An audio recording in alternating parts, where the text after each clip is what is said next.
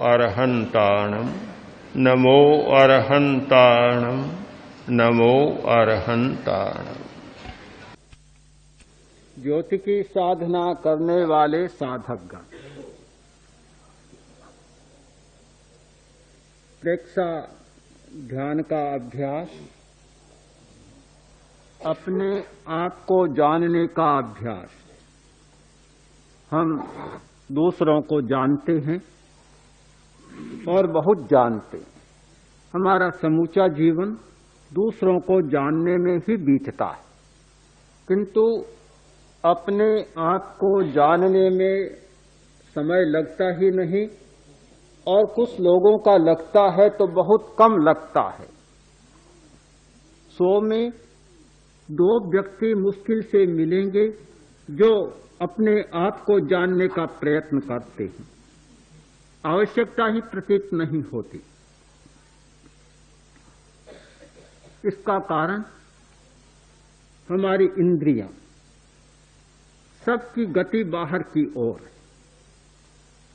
हमारा मन वही सोचता है, कल्पना करता है, चिंतन करता है जो इंद्रियों के द्वारा उसे कच्चा सामान मिलता है, कच्चा माल मिलता है। कच्चे माल को पक्का माल बनाता है। हमारी बुद्धि भी उन्हें सहयोग देती है। जब तक अंतर्दृष्टि नहीं जागती, अंतश्चक्षु उद्घाटित नहीं होता, तब तक अपने आप को जानने का और देखने का कोई साधन हमें उपलब्ध नहीं होता।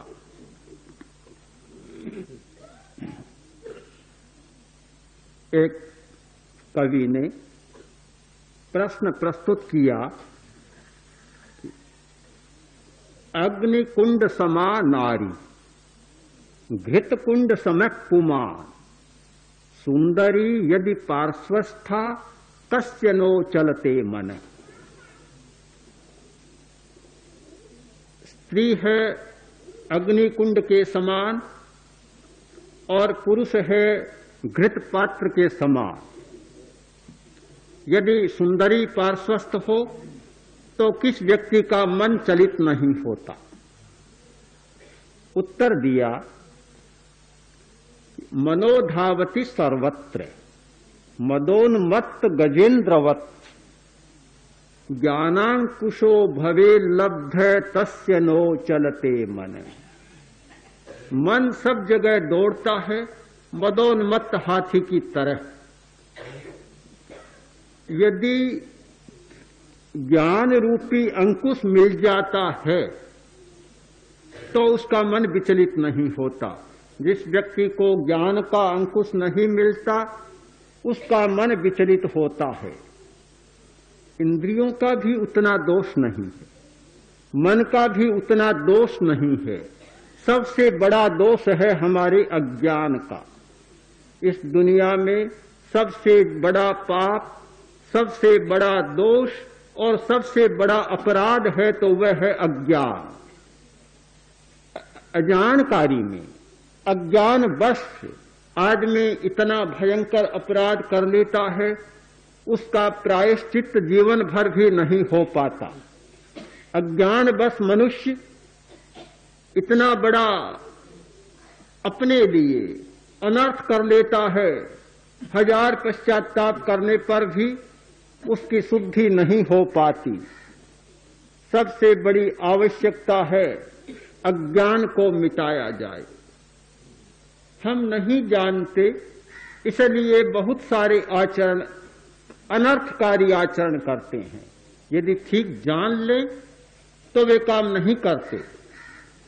सभी लोग बुरे नहीं होते, सभी लोग इंद्रिय लोलुप नहीं होते, सभी लोग मन की चंचलता से प्रताड़ित नहीं होते, किंतु एक अज्ञान के कारण वे बहुत सारे काम करते चले जाते हैं। मिथ्या मान्यता, मिथ्या धारणा, मिथ्या दृष्टि और अज्ञान, ये सब मिलकर एक ऐसे चक्र व्यूह की रचना करते हैं कि हर आदमी उसमें फंस जाता है। प्रेक्षा ध्यान का एक बड़ा प्रयोजन है उस अज्ञान को तोड़ना, अज्ञान के चक्र व्यूह को तोड़ना बहुत बड़ा उद्देश्य है। और जब वह चक्र व्यूह टूटता है तो पता लगता है कि वास्तविक जीवन क्या है। ज्ञान और ध्यान ये दो तत्व हैं हमारे सामने। ज्ञान में विश्वास है, लोग शिक्षा प्राप्त करते हैं। ध्यान में हमारा विश्वास नहीं है।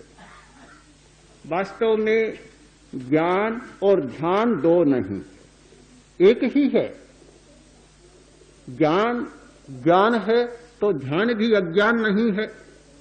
अगर अज्ञान है तो ध्यान नहीं होगा। केवल इतना सा अंतर कि ज्ञान में हमारी इंद्रियां, हमारा मन चंचल होता है, और जब ध्यान की स्थिति होती है तो ज्ञान भी स्थिर हो जाता है। पानी और बर्फ में कोई अंतर नहीं, वही पानी और बर्फ भी पानी। अंतर इतना होता है कि पानी तरल है, और जब पानी गाढ़ा होता है, घना हो जाता है, जम जाता है, तो पानी बर्फ का रूप ले लेता है। मूल स्वभाव में कोई अंतर नहीं, पर अंतर बहुत बड़ा होता है।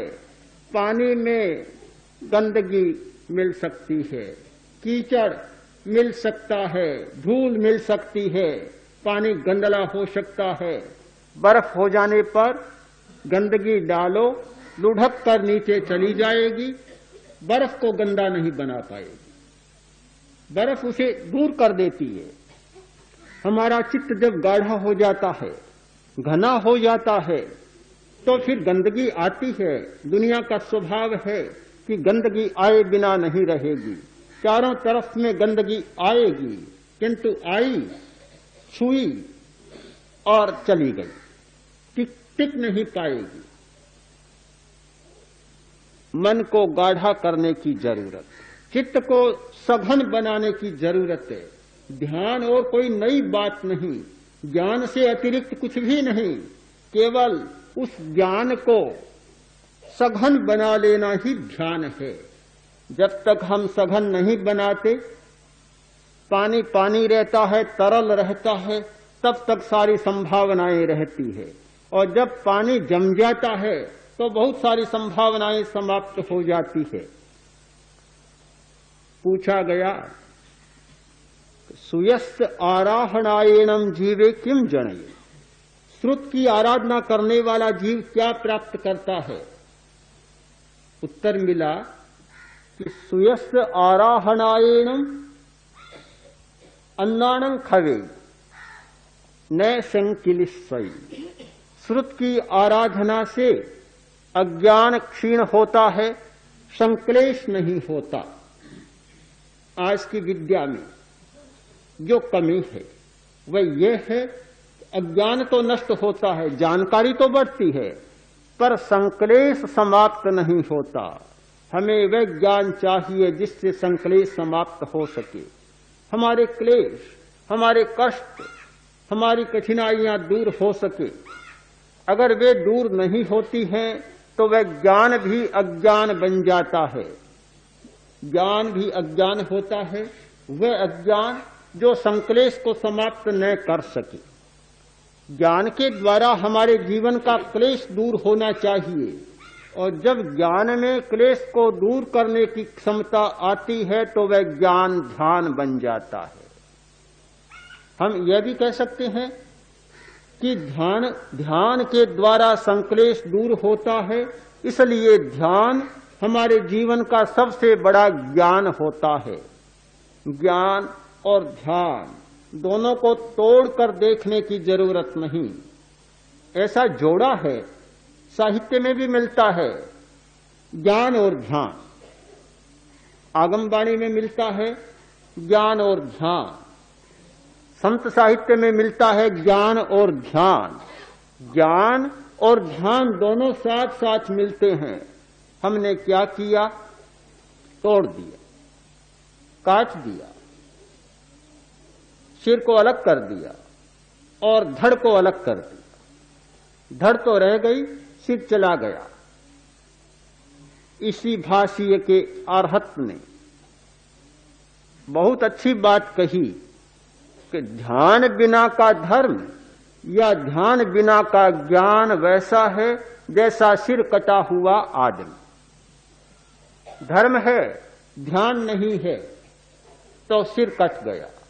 ज्ञान है, ध्यान नहीं है तो सिर कट गया। सिर कटे आदमी का कितना मूल्य होता है हम सब जानते हैं। हमारे सारे जीवन का संचालन सिर के द्वारा होता है। यदि सिर नहीं होता तो सारा नियंत्रण लड़खड़ा जाता है। नियंत्रण करने वाला, कंट्रोल करने वाला, समूचे शरीर का संचालन करने वाला हमारा मस्तिष्क होता है, और वह मस्तिष्क चला जाए तो सारी बात ही समाप्त हो जाए। हम ध्यान को एक अतिरिक्त बात न माने कि ध्यान कोई अतिरिक्त बात है। ध्यान एक जीवन की पद्धति है। ध्यान एक जीवन का दर्शन है। जीवन का दर्शन है, जीवन की पद्धति है। वह कोई छूटे क्षणों में करने की प्रक्रिया नहीं है। अगर हम ध्यान को कोई विशेष बात मानते हैं तो फिर वह विशेष बात विशेष समय के लिए हो जाती है। जैसे वर्ष में कुछ त्योहार आते हैं, पर्व आते हैं, कुछ समारोह होते हैं, कुछ आयोजन होते हैं। दीपावली आती है, बहुत उल्लास होता है। दीपावली चली जाती है एक दिन के बाद। होली आती है, कुछ दिन उल्लास होता है, एक दिन होली भी चली जाती है। जो विशेष पर्व होगा वह आएगा और चला जाएगा। अगर हमने भी ध्यान को ऐसा ही मान लिया कि वह कोई विशेष पर्व या जीवन की विशेष घटना या कभी कभार विशेष दिनों में की जाने वाला आयोजन है, तो ध्यान भी आया और चला गया। ध्यान ऐसा नहीं है। ध्यान हमारे जीवन का वह दर्शन है जो पूरे वर्ष भर चलता है। वह दृष्टि जो जीवन के हर क्षण में चलती है, और जहां वह दृष्टि नहीं होती वहां कठिनाई पैदा हो जाती है।